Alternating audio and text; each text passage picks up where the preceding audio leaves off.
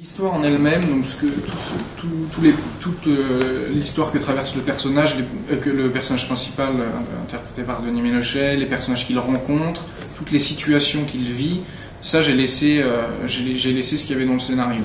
En revanche, les cauchemars, les hallucinations, les choses un peu plus oniriques, ça j'ai demandé à Benoît ce qu'il pensait de l'idée de modifier un petit peu ça, mais je suis allé un petit peu... J'ai élargi un petit peu ce qui était déjà dans le scénario. Donc en fait, voilà, j'ai respecté totalement l'histoire, la trame narrative qu'avait écrite Benoît, qui n'a pas énormément changé.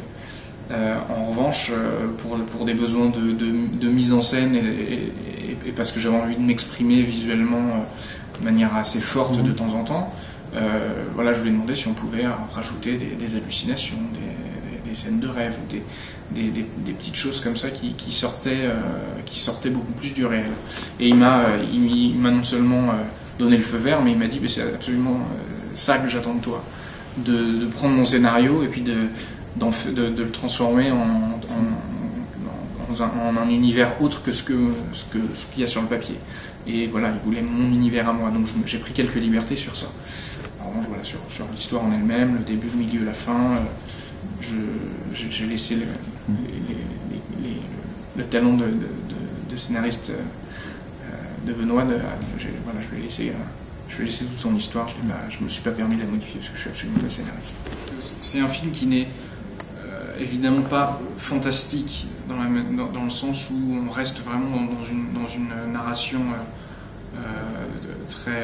très réaliste et le plus haut degré de fantastique qu'on puisse trouver ce sont des hallucinations, des cauchemars et des rêves. Mais est-ce qu'on peut parler de fantastique pour autant? Moi je pense pas, parce qu'un rêve c'est quelque chose de réel. Donc je crois pas qu'on atteigne le degré de réaliste, de fantastique pour pouvoir être considéré comme un film fantastique.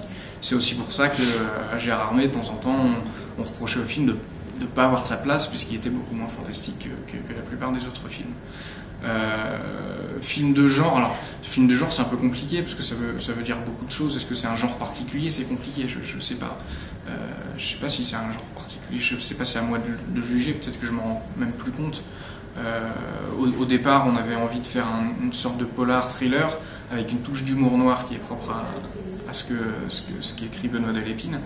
Et en fait, on s'est retrouvé avec un mélange d'univers qui est celui de Benoît et de son humour noir un peu social, et le mien qui est quelque chose d'assez étrange. Moi, j'aime bien dans un univers réaliste saupoudrer plein de petites choses qui sont très, très éloignées de la réalité, étranges ou fantasmagorique ou autre, sans aller dans le fantastique. Donc en fait, on a un mélange de genres dans ce film-là. On n'est ni vraiment dans un polar, ni vraiment dans un thriller, ni vraiment dans un film fantastique. Je crois que voilà, on n'est pas dans une case. Et c'est ce qui peut aussi faire que le film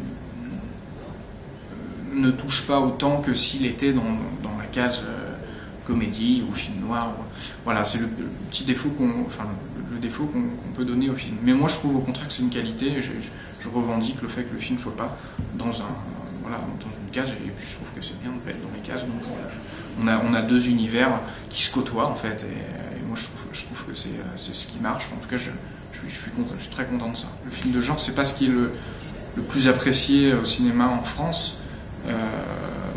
C'est dommage, parce qu'il y a énormément de choses à raconter.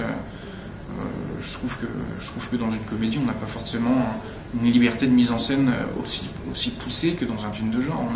On n'a plus de limites dans un film de genre. On peut faire ce qu'on veut, alors que voilà, dans une comédie, on doit faire rire. C'est ça le mot d'ordre.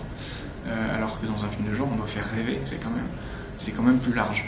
Donc moi, j'apprécie beaucoup le film de genre, le film fantastique. Mais malheureusement, c'est pas ce que les spectateurs préfèrent. Donc est-ce qu'il faut faire un film pour soi et parce qu'on a envie de faire un film quitte à se dire que les spectateurs ne suivront pas, ou est-ce qu'il faut penser aux spectateurs? Ça, c'est un vaste débat. Moi, je pense qu'il faut essayer d'allier les deux, hein, faire un film pour soi et faire un film pour les autres. Et si on arrive à avoir un juste milieu, c'est parfait. Ce qui est le plus dur à faire, mais c'est ce qui est peut-être le plus intéressant. C'est un beau challenge, en tout cas, essayer de pouvoir faire un film pour tout le monde, pour soi et pour les autres. C'est tout à fait un film sur une descente aux enfers d'un personnage qui sombre dans la folie parce qu'il perd une partie de lui-même. Donc c'est un rein, ça aurait pu être n'importe quoi en fait. Hein. Il perd juste une partie il perd sa raison. Je crois que c'est ça en fait la métaphore du film. Mais il comprend pas pourquoi, surtout. Il comprend pas pourquoi, il veut récupérer son rein à lui, donc c'est bien qu'il a un problème quelque part. Il pourrait très bien...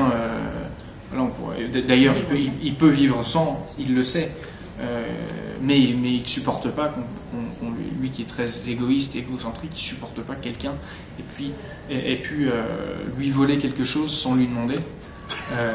Je ne sais pas s'il l'aurait fait malgré tout, même en lui demandant, mais voilà, lui voler quelque chose, c'est quelque chose qu'il fait sans arrêt dans la vie aux autres, puisqu'il lui, il est très manipulateur, et on lui fait ce qu'il fait aux autres, et ça, il ne le supporte pas.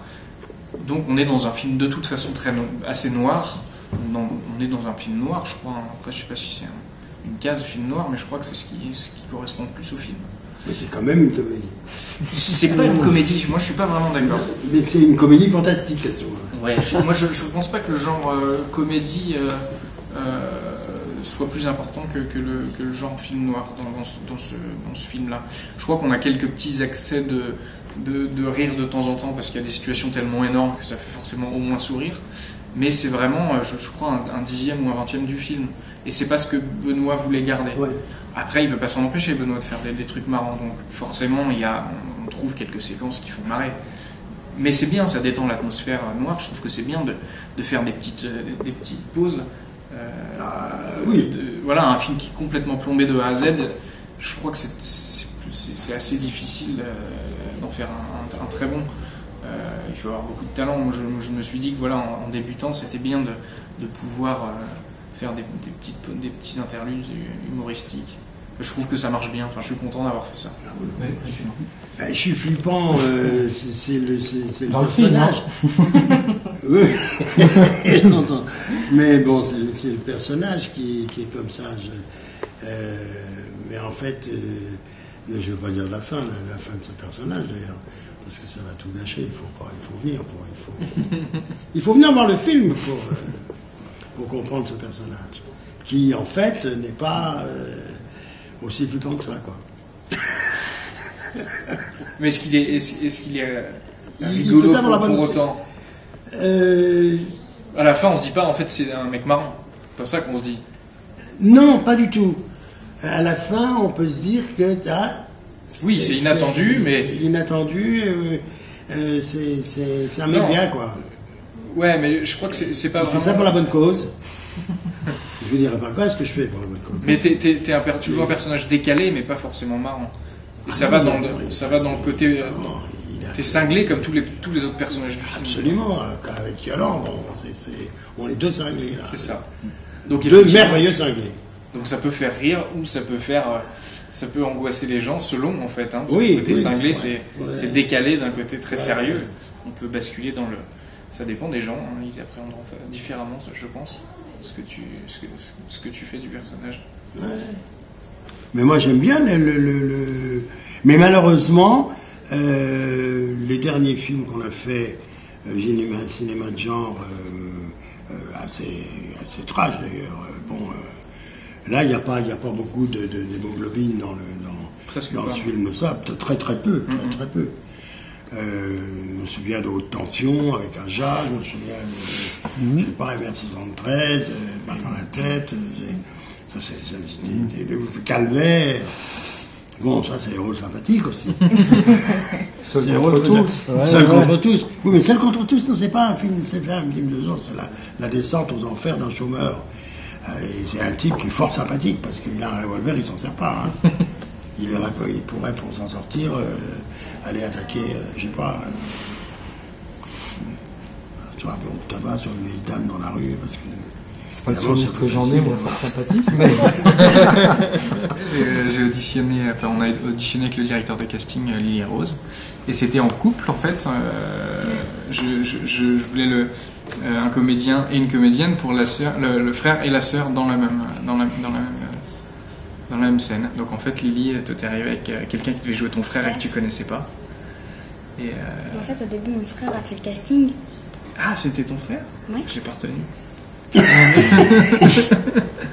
Ben non, c'est vrai. C'était ton frère, je me souviens pas que c'était ton frère. Non, mais mon frère qui a fait le casting, il a pas été pris. Ouais, d'accord. Eh oui, malheureusement, au cinéma, c'est pas toujours les frères et sœurs. C'est pas son truc. Ouais. Alors que toi, c'est ton truc.